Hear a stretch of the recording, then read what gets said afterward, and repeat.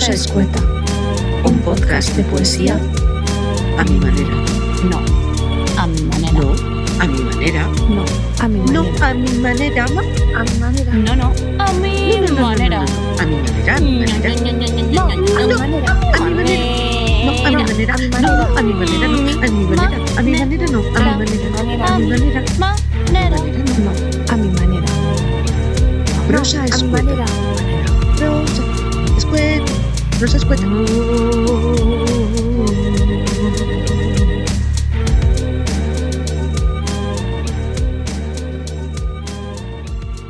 Desde la guarida deliciosa del asombro cantamos y tejemos un poema de hilo huérfano y salvaje. Somos Nares Montero, Adriana Bañares y Lola Nieto, y esto es Prosa Escueta. Hoy en nuestro primer programa nos acompaña María Ángeles Pérez López. ¿Qué tal, María Ángeles? ¿Cómo estás? Muy contenta de verte, de veros, de compartir este espacio escueto, pero creo que muy pleno, me parece. Bienvenida y muchísimas gracias, la verdad, por estar con nosotras en este programa tan especial. Soy yo la que os agradece. En el Dédalo Perdidas. En el Dédalo Perdidas.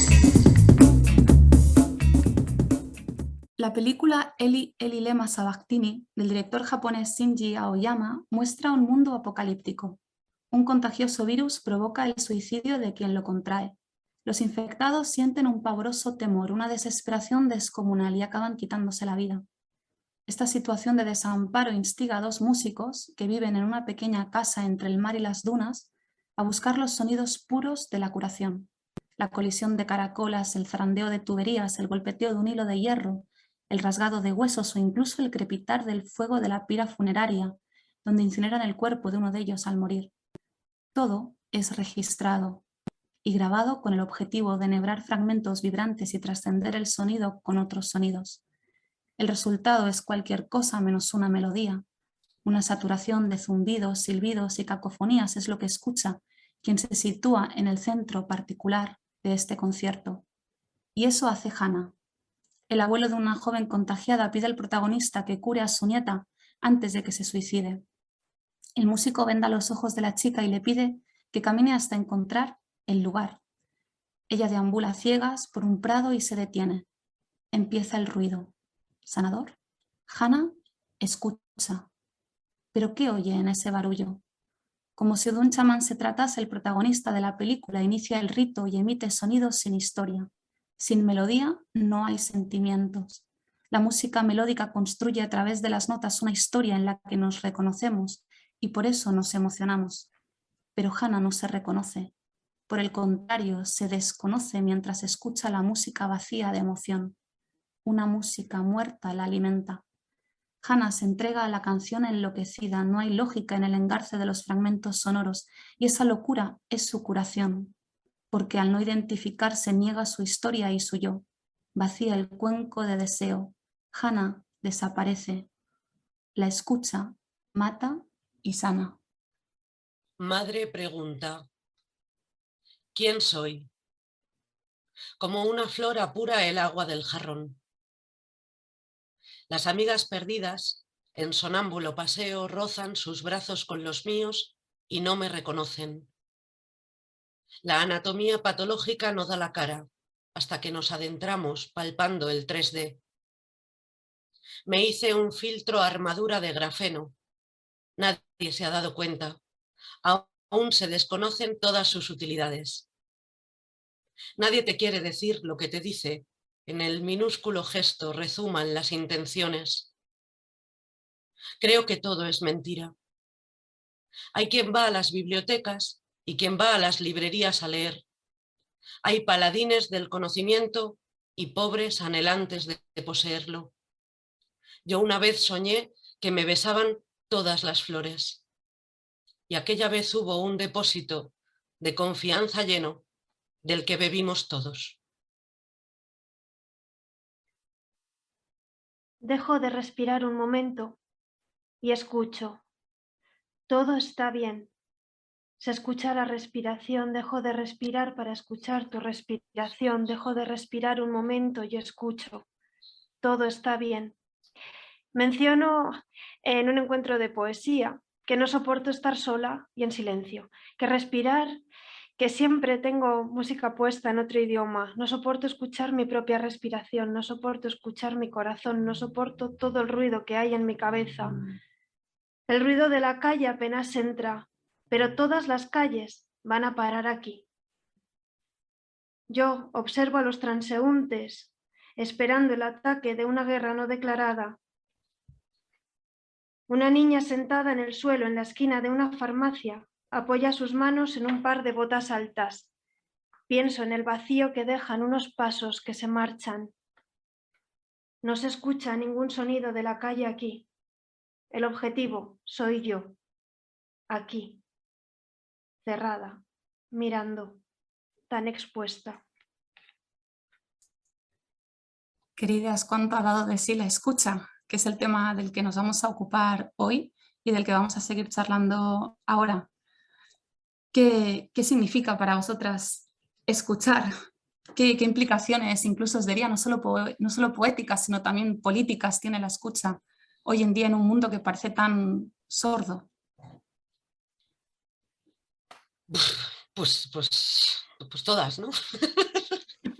No paraba de pensar continuamente que para la escucha hay que poner todo el cuerpo. De hecho, incluso el otro día pensaba en esta cosa que tienen las palabras, ¿no? Pensaba en la palabra abandono y pensaba en la palabra abandono queriendo escucharla, queriendo escuchar todos sus sentidos, ¿no? Y de repente me di cuenta de que percibimos muy distinto la palabra abandono de abandonarse, ¿no? Que de repente se convierte en sinónimo de entregarse, ¿no?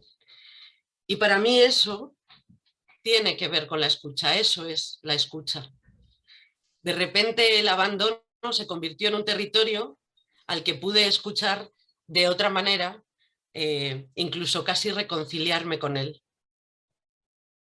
Oye, y en eso tiene algo que ver la madre. Me ha gustado de tu texto, me ha también, no sé, sacudido de un modo especial. Al principio de todo, cuando leíste, aparecía la madre vinculada a la escucha y no sé si tiene que ver con ese abandonarse que ahora decías, ¿no? Con esa entrega. Me llamó mucho la atención. Pues ese texto lo escribí en un momento en el que mi cuerpo estaba muy dispuesto a la escucha, porque mi madre estaba muriendo y todo de repente en ese estado el cuerpo se pone, ¿no? Se pone así. Entonces efectivamente todo lo que había a mi alrededor era percibido, yo no podía evitar, no podía disociarme de todo eso. Entonces supongo que sí, porque además ahí era muy consciente de que o escuchaba en ese momento o ya todo lo demás tenía que venir de la memoria, ¿no? Entonces supongo que sí. De hecho, no he escrito un texto directamente pensando en, porque este se me repetía constantemente, era el gesto minúsculo, y era de, bueno, pues tiene que ser este texto el que lea en este primer programa, ¿no? Podcast, cosa.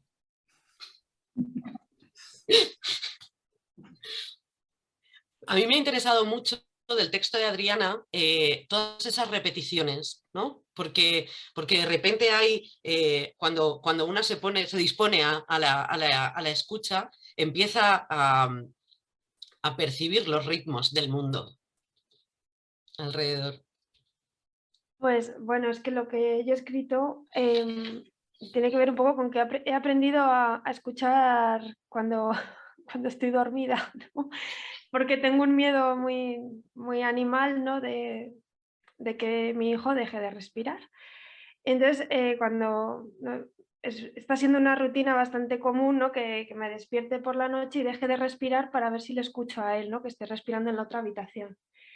Y mientras lo escribía esta mañana pensando en eso, estaba aquí en el despacho, que tiene unas ventanas maravillosas totalmente insonorizadas, y veo toda la calle, pero no llega nada de la calle, y me aterra un poco eso. O sea, en vez de darme tranquilidad, este silencio es como, bueno, pues eso, ¿no? Que estoy totalmente aislada.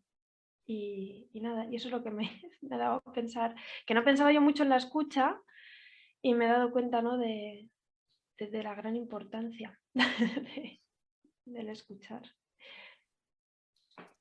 Esa pequeña Hannah, por favor. Esa pequeña Hannah de la peli os la recomiendo un montón. Si no la conocéis o no la habéis visto todavía, os la recomiendo. Bueno, yo recuerdo que la vi antes de que tuviéramos por aquí una pandemia, pero luego de pronto era como también algo de esto creo que tuvo, ¿no? También la pandemia sin ganas de derivarnos hacia ahí, ¿no? Pero escuchábamos en el sentido de nos escuchábamos los unos a los otros, ¿no? En esos momentos. No sé qué hemos aprendido de la escucha después de todo esto. Para mí la escucha tiene muchísimo que ver y también creo que tiene relación con lo que decías tú, Adriana, ¿no? En un caso muy concreto de una vivencia tuya, que detienes tu respiración, ¿no? Para poder escuchar la respiración de tu hijo, pero de algún modo creo que detener en parte, o no sé si detener, pero acompasar la propia respiración con la respiración de los otros, de lo otro, ¿no? De todo aquello que está viviendo, que está muriendo a nuestro alrededor, es un modo también de poder tocarlo, de poder estar en eso. Y al estar en eso también deshacernos un poco, que tiene que ver, a mí la película esta me atrajo muchísimo por cuánto la música, es decir, este virus que lleva al suicidio, solamente desaparece y la persona sana de nuevo cuando escucha una música que ya no es ni siquiera una música en el sentido melódico, porque destruye o hace que se desidentifique con aquello que piensa que es, ¿no? Que por otra parte también, claro, el suicidio al final también es una consciencia del yo muy, muy rotunda, ¿no? Y querer acabar con esa identidad también. Y me pareció genial como, bueno, eso, ¿no? Como en la película la escucha permite ser en lo otro y por tanto apaciguar de algún modo la identidad, apaciguar el deseo, dejar de querer ser yo, eso que llamamos yo, y por tanto ya siendo en lo otro, es un modo también de morir, ¿no? Ser en lo otro, en el hecho de morir, de quitarnos esas identificaciones constantes, ¿no?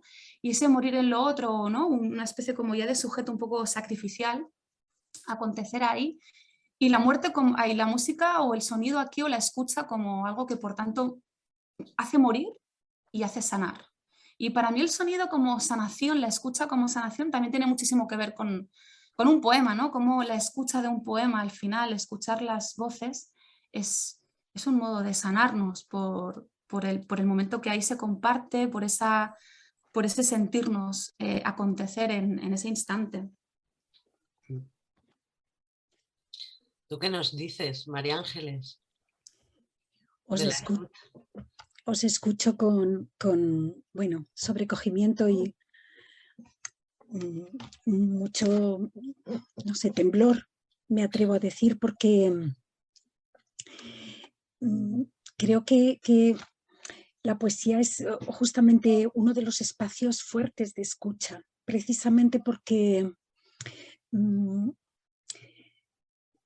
recordaba mientras estabais leyendo los textos esas palabras de Jean-Luc Nancy, del filósofo, en un libro que se titula precisamente así, A la escucha, donde él habla de que el oído sería el espacio de la retirada, el espacio del repliegue, de la puesta en resonancia.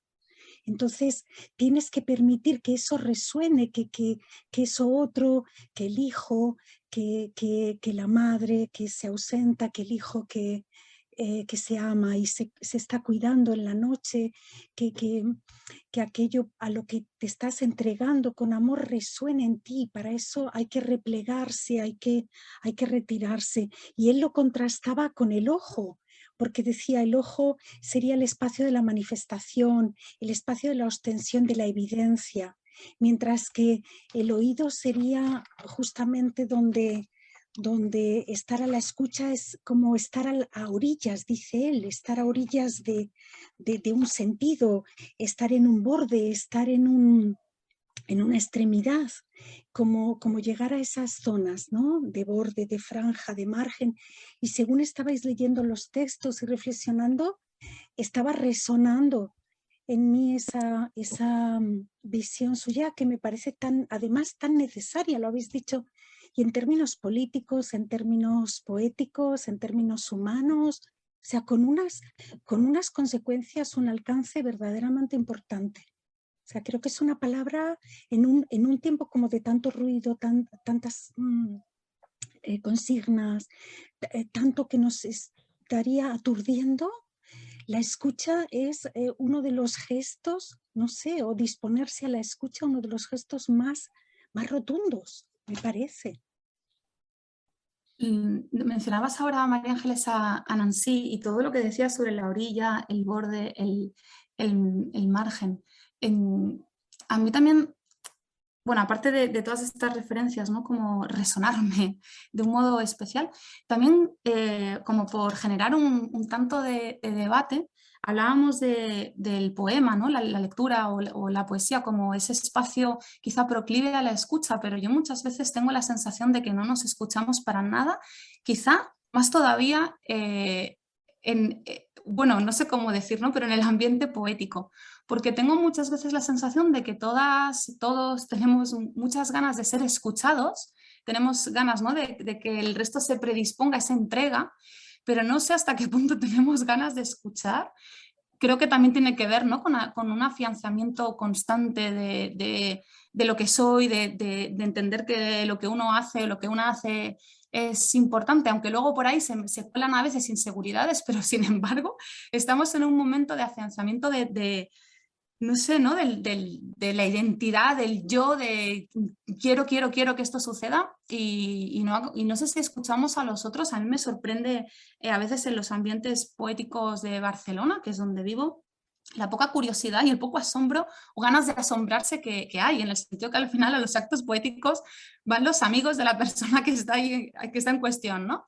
Y pienso, y me incluyo también, pero también en esa voluntad de escuchar, pero en la sordera en la que muchas veces me encuentro que vivo. Y también como, ¿no? Bueno, es decir, ¿no? Que a veces cuesta escuchar, creo que el mundo nos arrasa y nos obliga o nos lleva a no escuchar como un modo también de tenernos más controlados, porque al final al poder lo que le interesa es que no nos escuchemos y caemos en esas redes. No sé qué pensáis vosotras.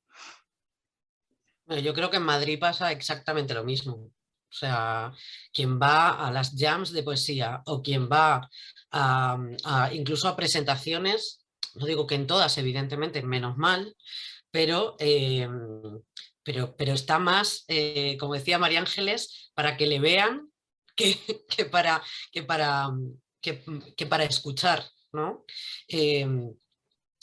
Bueno, no sé si hay un remedio para eso, ¿no? Sí que me da la sensación de que somos agentes de muchas cosas, pero somos agentes reclamadores de atención todo el tiempo y no nos damos cuenta de que si pedimos atención tenemos que darla también, ¿no? Tenemos que hacer el juego constante, ese juego circular, porque si no se rebasa y entonces ya viene la disociación a decir, mira, ya no me cabe nada más, es suficiente, ¿no? En Logroño, ¿cómo se vive? Ay, Logroño. Ay, Logroño. Bueno, sí, o sea, no, yo sí que estaba pensando eso, más en los circuitos de Madrid, de las jams, que lo conozco, bueno, de Barcelona no lo conozco, pero sí que he visto un poco eso, ¿no? Que vamos un poco a escucharnos a nosotros mismos, o van. Y lo que me está pasando aquí en La Rioja, no tanto en Logroño, sino en La Rioja, es que cuando salimos a recitar por los pueblos, que viene gente que no es del mundillo, que vienen a escucharnos la gente del pueblo, que muchos de ellos no escriben, o algunos incluso no leen poesía, sí que escuchan con más atención. Sí que notas, ¿no? que se genera un diálogo con ellos, ¿no? Sobre la poesía, etcétera, sí que te escuchan, pero sí que hay un terreno peligroso, ¿no? Que es el del circuito, el mundillo poético, que a veces, lo que decía Lola, da la sensación de que vamos más a querer ser escuchados. Entonces igual hay que intentar salir del mundillo. Igual hay que intentar salir. No sé. Pero bueno, que no siempre, ¿no? No siempre sucede, pero sí que me ha dado... Ha sido una sorpresa esto de la ruta por los pueblos y ver, ¿no? que hay otro público que igual nosotros pensamos que no están habituados a la poesía, pero que te quieren escuchar y que están interesados en ello. Y para ti, María Ángeles, ¿cómo ves esto? Tú vives en Salamanca, ¿verdad? Sí, más que en la ciudad, que también lo percibo, como lo que estáis señalando, incluso lo que me impacta es la sensación tan fuerte de estar atravesada por estas contradicciones, ¿no?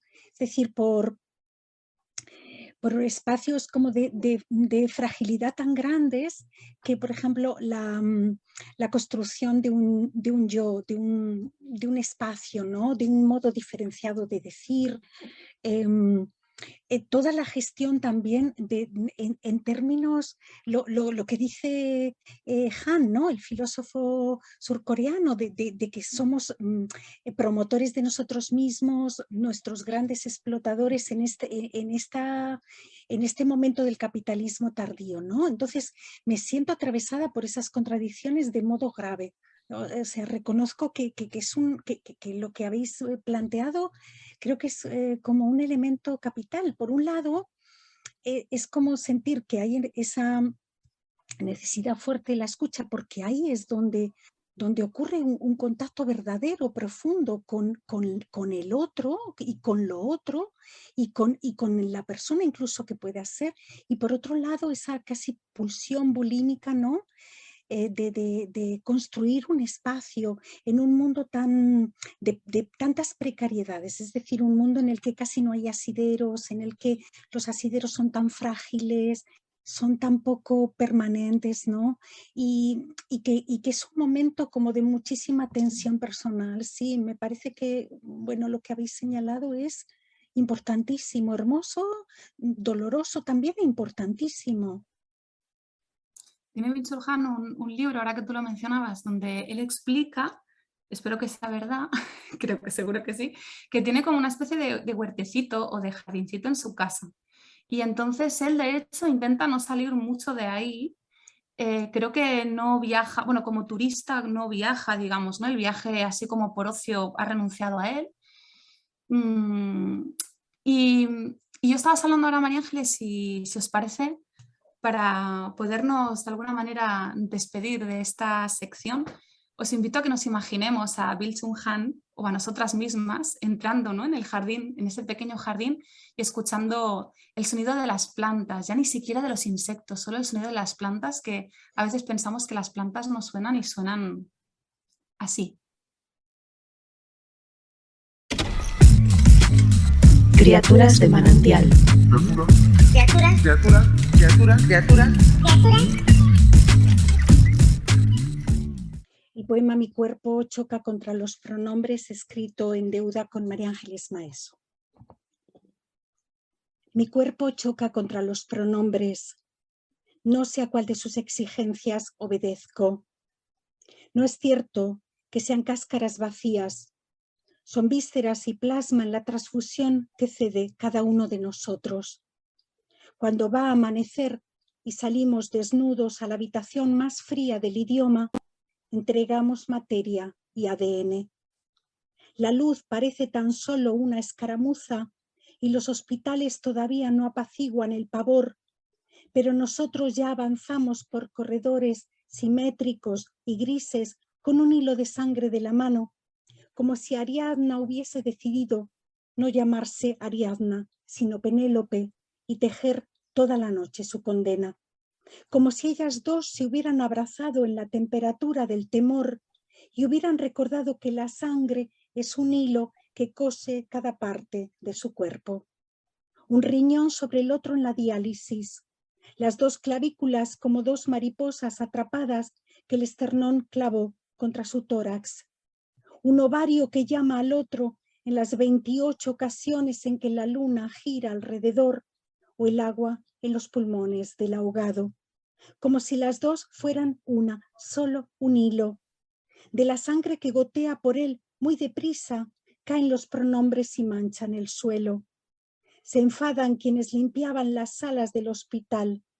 Podríamos haber soltado piedritas para tropezar en el agotado itinerario de la vuelta. De todas formas se habrían enfadado, ¿o es que acaso se incluyen en la palabra nosotros? Lo desconozco. ¿Y ahora? ¿Quién crees que eres yo? Solo soy una herida en el lenguaje.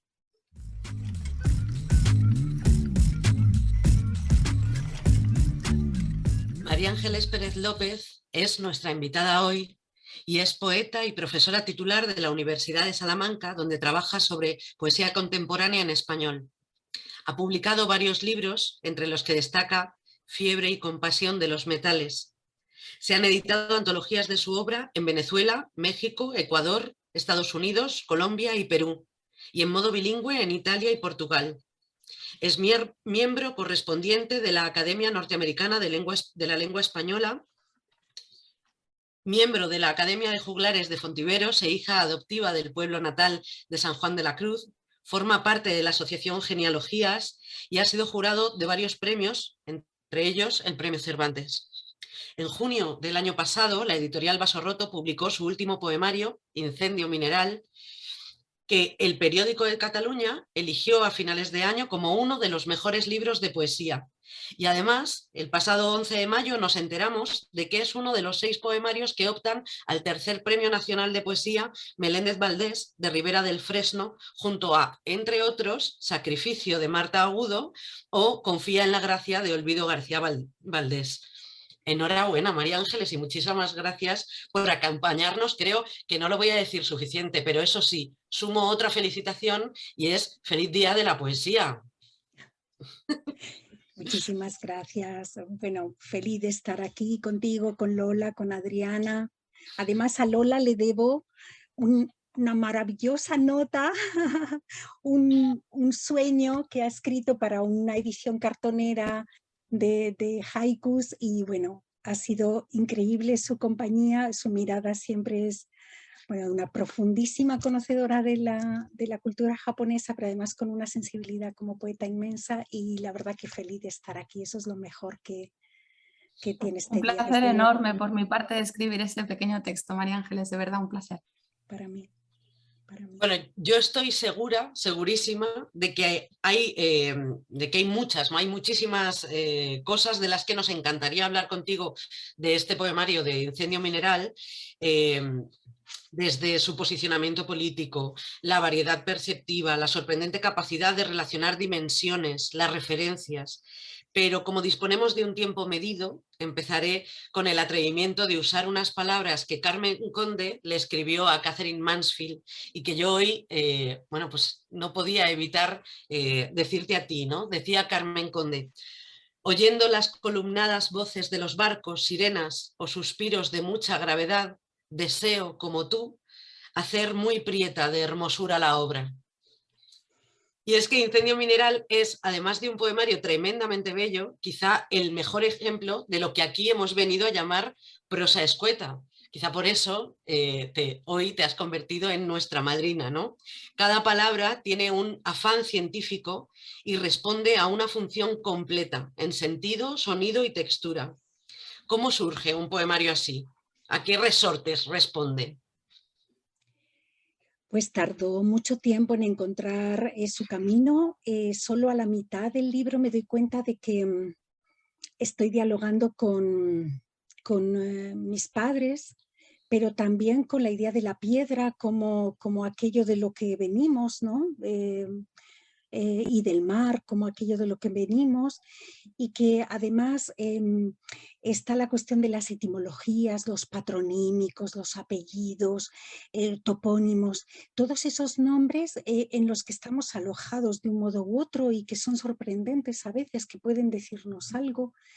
Entonces ha sido un viaje complicado de hacer, largo, a ratos me sorprendía tanto que pensaba que bueno, que no iba a tener interés más allá del pequeño espacio personal. No sabía si alguien de verdad podría también obsesionarle como a mí la idea de que López es hijo de Lope, hijo de lobo, aunque sea una etimología un poquito forzada, pero bueno, era muy hermoso pensar que en un apellido como ese, o Pérez, hijo de Pedro, hijo de piedra, que de algún modo todos estábamos viniendo de ahí, o yo estaba viniendo de ahí, de esas palabras, de esos lugares, y que además venir de ahí era también hacer un viaje muy largo en el espacio, en el tiempo, y un viaje en el que estaba acompañada por muchos poetas, porque uno de los modos de mayor felicidad del libro es que hay pues un poema, el primero escrito con María Ángeles Maeso,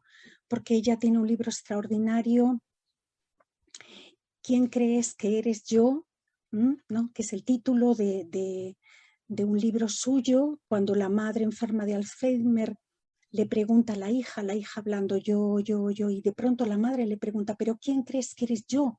Entonces el primer poema surge de ese título, de ella, que me impresionó enormemente y se quedó ahí resonando, o sea, como si algo de esa escucha estuviese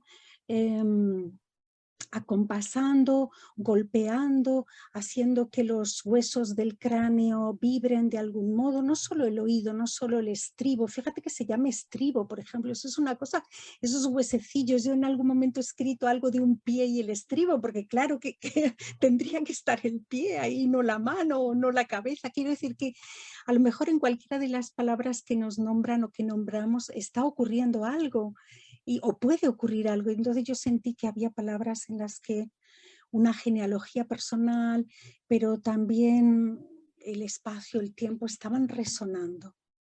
Y ese es el libro, y además eran piedras que ardían porque eran piedras atravesadas por la experiencia del fuego, porque el fuego también suena.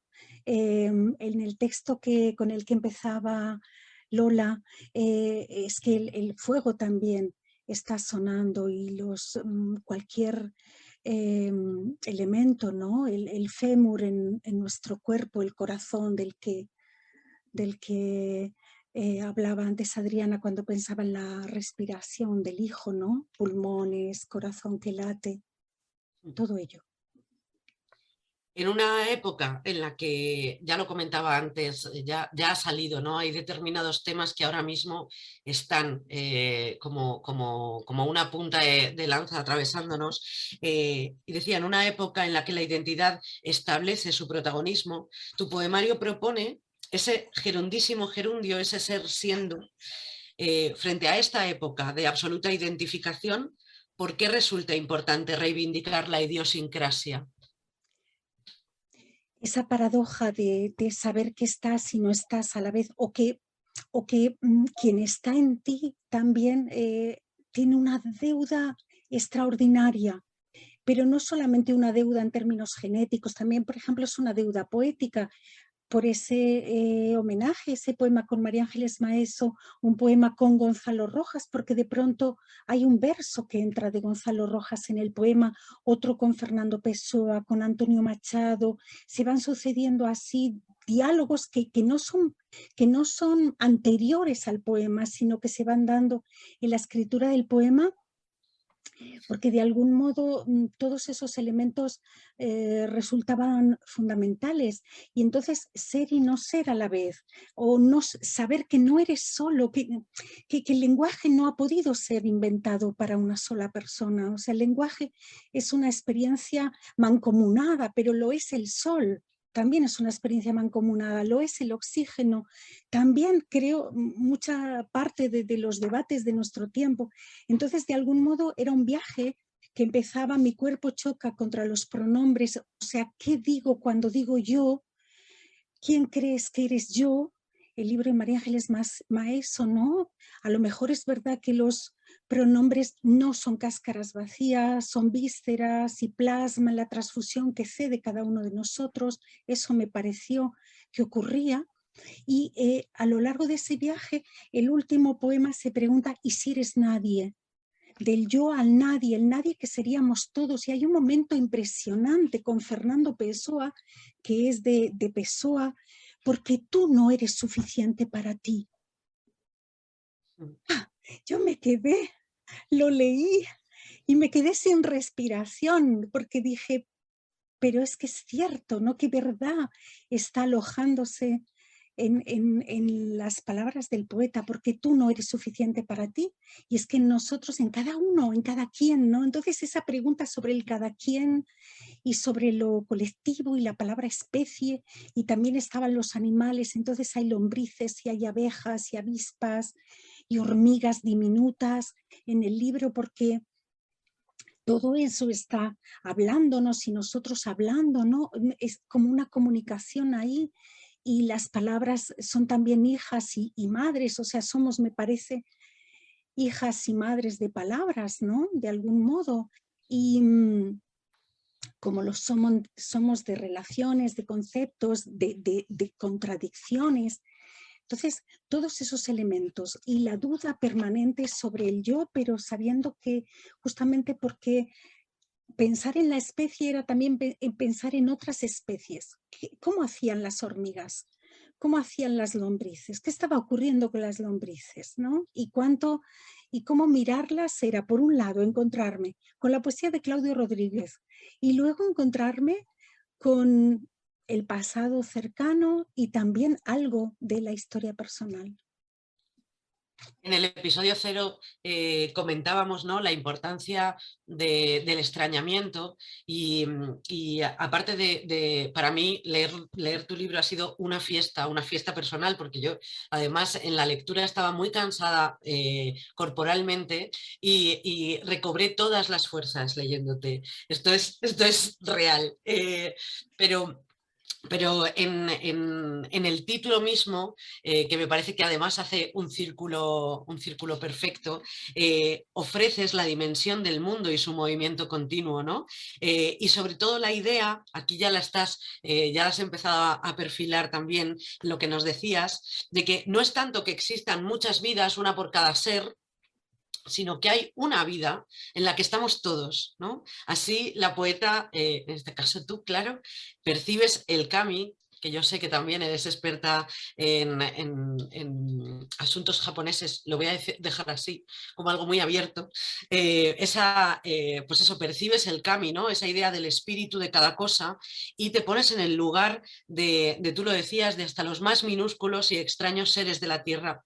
¿Cómo es de importante empatizar con la piedra o con la lombriz o con la avispa incluso, ¿no? Con ese animal al que hemos condenado a ser malvado y maligno, ¿no? Eso me sobrecogía, siempre me ha sobrecogido, pero quizás en este libro de un modo más intenso. Los animales me han acompañado mucho a lo largo de distintos libros. Antes eran animales XXL, eran enormes, bisontes, elefantes, mamuts, me han fascinado siempre, ¿no? Osos, desde luego, osas, las osas, que además paren en las cuevas y luego salen en la primavera después con las crías. Yo digo, son maravillosas, es que el mundo se sostiene sobre esas caderas increíbles, ¿no? Y ahora era como que lo minúsculo, cada vez lo más pequeño, porque a veces sí, precisamente para que hubiera ojalá un repliegue del yo, precisamente una posibilidad de separarse y escuchar, y que en cada una de estas realidades algo también pudiera decirse, pudiera decirme, pudiera decirse la araña y la mosca, que soy a la vez la araña y soy su mosca, ¿no? Qué fácil sería colocarse solo en un lugar, preferentemente el de la víctima, claro. Pero, ¿qué ocurre? Me parecía que la vida como tal, y la vida también con la muerte como tal, como la muerte como una parte más de la vida, y lo animal y lo humano pero no solo lo humano y lo animal, sino también lo vegetal y también lo mineral, lo inerte, como espacios que están compartiendo, que hay flujos, hay vasos comunicantes, mucho más íntimos, profundos y verdaderos de lo que imaginamos, ¿no? Porque igual que las piedras están también desmigándose, son fruto de la erosión, piedras que contemplamos o las pequeñitas que a lo mejor llaman la atención, ¿no? En un camino, en una playa. Igual nosotros también somos hijos del tiempo y las palabras que decimos también son hijas de la erosión de algún modo. Sentir todo eso y sentirlo pulsando fuertemente me pareció muy importante. Es lo que intenté escuchar y fue a veces, yo sí perdí mucha energía escribiendo el libro. Me alegra que a ti te diese fuerza. A mí me diste, a mí me has dado mucha fuerza y además no me voy a cansar de recomendarlo porque me parece una maravilla, haberme sumergido en él y me parece una maravilla que todavía haya mucha gente que pueda sumergirse en él. Vosotras, queridas compañeras, ¿cómo os quedáis? ¿Cómo os habéis quedado con María Ángeles? ¿Qué queréis preguntarle algo? Yo muchas cosas. Es que, qué interesante y cuánto contenido realmente, ¿no? En esta conversación, y esto que no está siendo tampoco muy, muy larga, porque la estamos haciendo así en unos minutitos, pero no sé qué quiero preguntarte, solamente quiero igual compartir contigo como un montón de cosas que me han ido resonando y no sé, ¿no? Y que me han ido también como de algún modo despertando cada vez más. Hablabas, por ejemplo, de lo inerte y yo muchas veces pienso, ¿no? que necesario sería como de algún modo cuestionarnos esta idea que tenemos de lo que está vivo, ¿no? Tú decías que lo inerte también se está transformando. Antes Nares hablaba del kami, de los kamis, como esos espíritus dioses, ¿no? La idea del shinto, de que todo lo que es lo que está vivo. Y en ese sentido, claro, al final lo inerte, una piedra está viva, una montaña está viva, porque todo se transforma, ¿no? Si entendemos como que lo vivo puede ser lo que se transforma, al final es nuestra perspectiva humana la que nos dice que una piedra no se transforma, pero es mentira porque sí que se está transformando. Entonces eso como que me parecía también muy importante, de algún modo, a través de la escritura, cuestionarte qué es lo que llamamos vivo, ¿no? Eso como para empezar. Me ha encantado también todo lo que has explicado de la etimología, y la etimología o acudir a las etimologías como una posibilidad de no solamente ya entender que las palabras tienen el sentido recto que aparece en el diccionario, luego tienen el sentido sonoro, ¿no? Como entre ellas van sonando, y eso también hace que se desplacen los significados, sino también esa búsqueda etimológica, o sea, buscar como la historia, incluso para transgredirla, para cambiarla, para mentirla, porque al final qué historia es verdadera, ¿no? Y creo que en la etimología o en ese ir hacia atrás, también tiene que ver cómo una palabra no es nunca una palabra, sino que es un conglomerado de palabras. Eso es la etimología, bueno, para mí, ¿no? Es como... Y entonces, tú hablabas antes, yo qué sé, pues, en tus apellidos, como tu apellido es una palabra, pero que a la vez es un sonajero de palabras.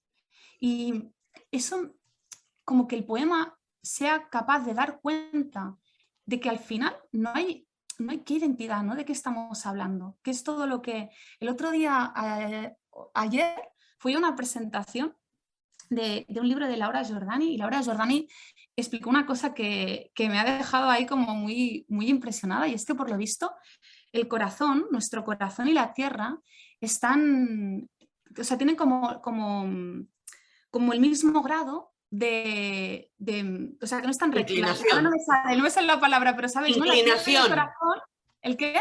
Inclinación. Eso, la inclinación, gracias. La inclinación de la tierra y del corazón es la misma, que si la memoria no me falla es 17 grados 23 minutos. Eso que es como increíble, ¿no? Como nuestro corazón y la tierra tienen como, están en espejo, es como si fueran lo mismo, como si tuviéramos una tierrita aquí dentro, como si nuestro corazón fuera la tierra.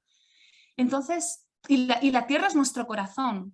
Entonces, creo que tiene mucho que ver con esto que decías, ¿no? De qué hay en tu escritura.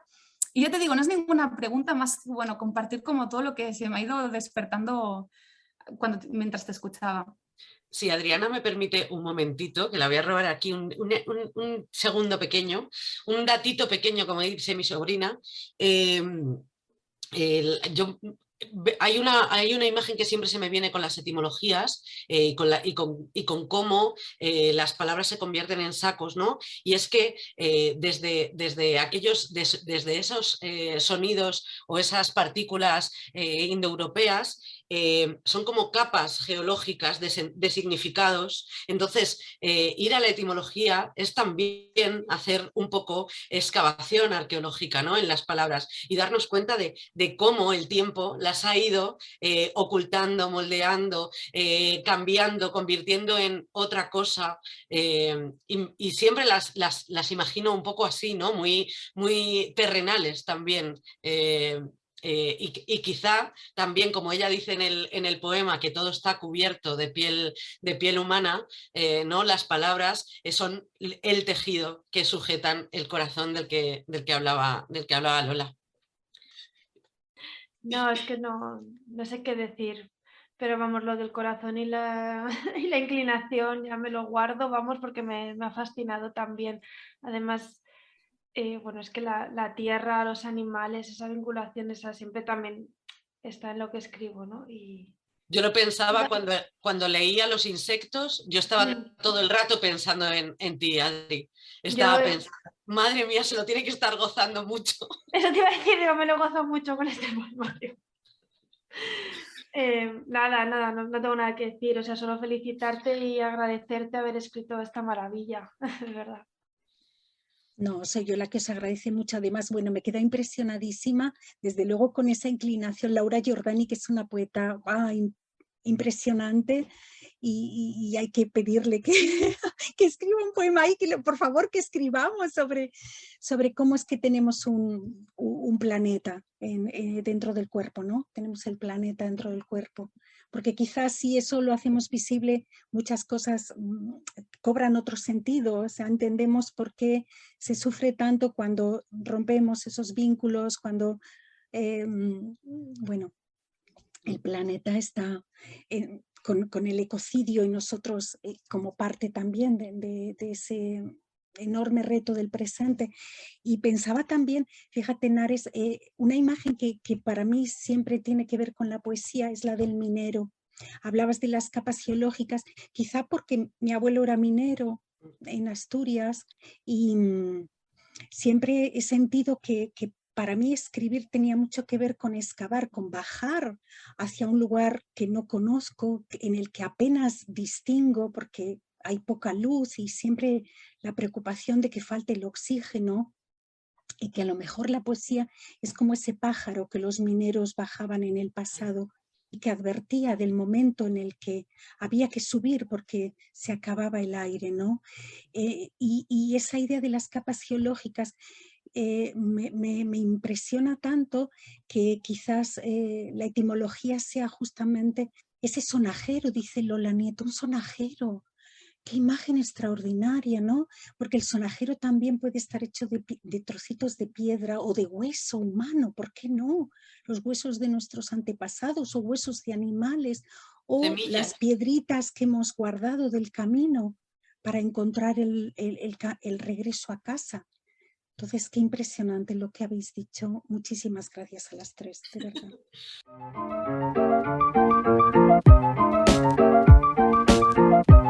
Anacrónicas de Modé. Anacrónicas de Modé. De Modé. Anacrónicas de Modé.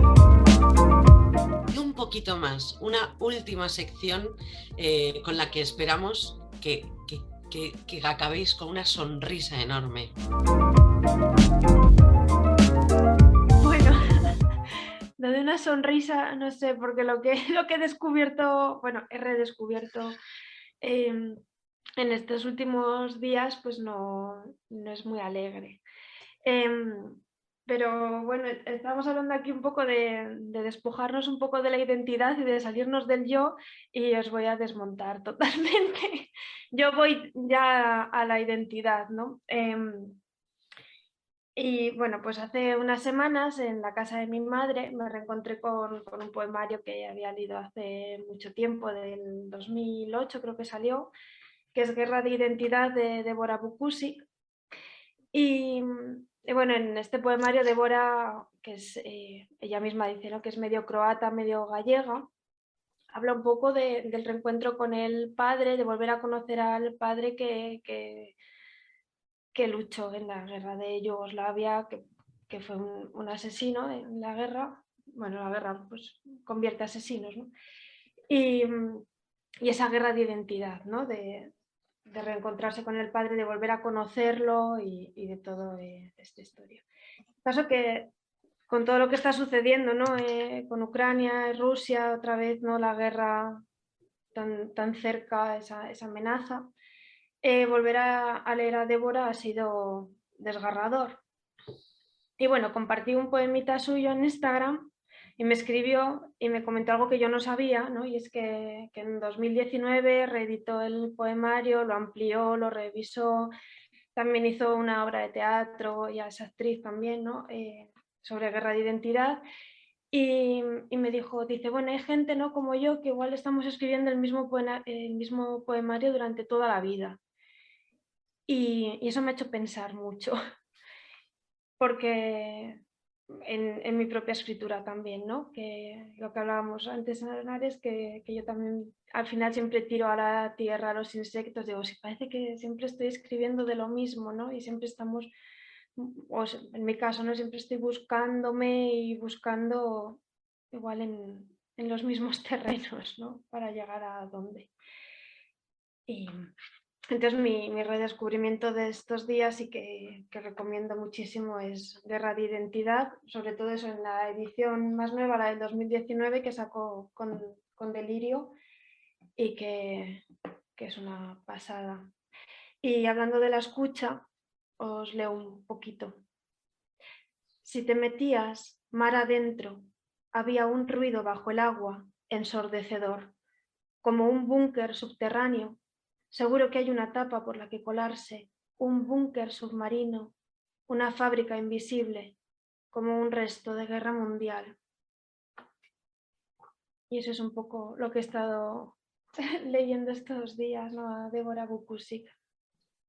Al hilo de lo que tú estás diciendo, Adriana, como en una de nuestras reuniones previas, tú me comentaste, ¿no? Es que estoy muy, bueno, y evidentemente ahora mismo estamos todos muy sobrecogidos por la guerra, entre otras cosas también, porque parece que solo siempre hay en el presente y en los medios de comunicación un gran tema, ¿no? Actualmente hay 60 conflictos armados en todo el mundo, pero ahora mismo solo existe Ucrania.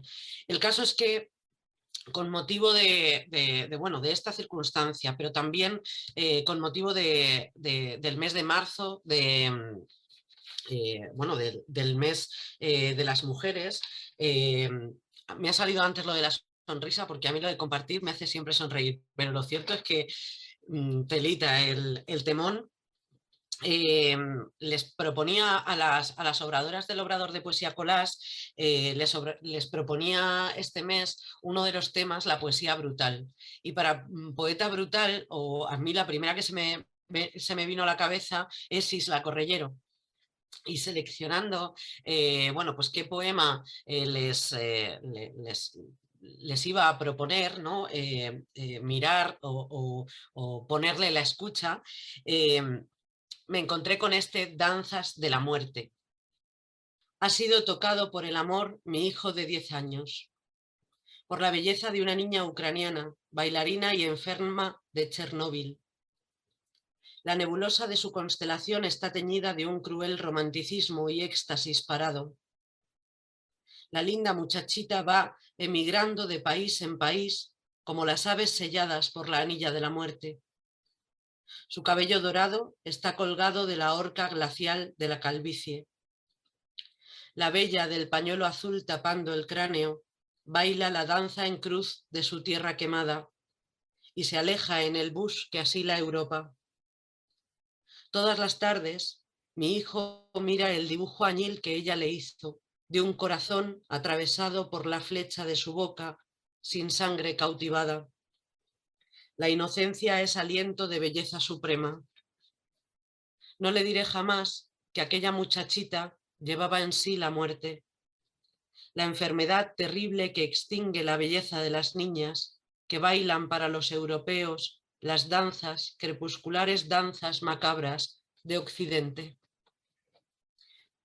Y esta es mi recomendación, Isla Correllero. Todo lo que hace Isla, todo lo que escribe Isla Correllero.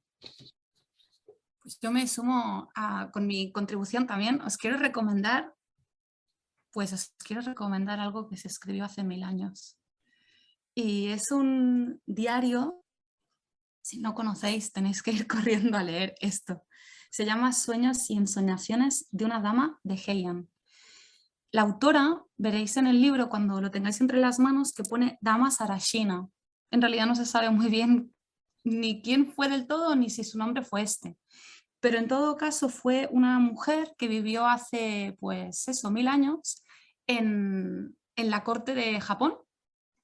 Aunque ella en realidad no quería vivir en la corte, esto ya para mí es como maravilloso, porque ella lo que quería era escapar de todos los compromisos que tenía, todas esas, digamos, momentos ceremoniosos con el emperador, la emperatriz, acompañando a unos y otros, momentos todos ellos también como cargados, ¿no?, de rituales y de qué se podía y no se podía hacer. Y también cuenta en todos sus momentos en el libro, porque este libro, como os decía, no es un diario de toda su vida en realidad, desde que es muy joven y entra a servir en la corte hasta los últimos días. Y ella cuenta como la corte al final solo le sirve como para cotillear.